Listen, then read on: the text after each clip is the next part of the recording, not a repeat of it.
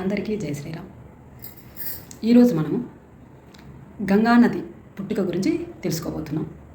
గంగా ఎక్కడ పుట్టింది? గంగని నదిగాను గంగాదేవిగాను మనం పిలుచుకుంటున్నాం.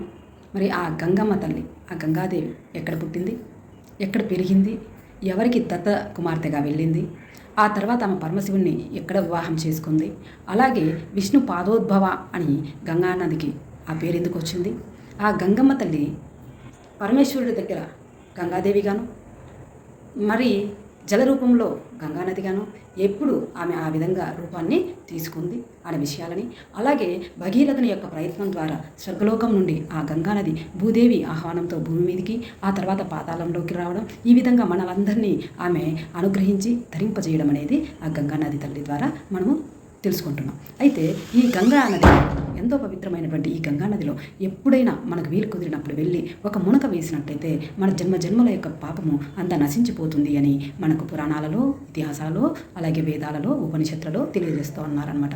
అంతటి గొప్ప మహత్యం కలిగినటువంటి ఈ గంగా నది గురించి, గంగాదేవి గురించి మనం ఈరోజు ఈ వీడియోలో తెలుసుకుందాం.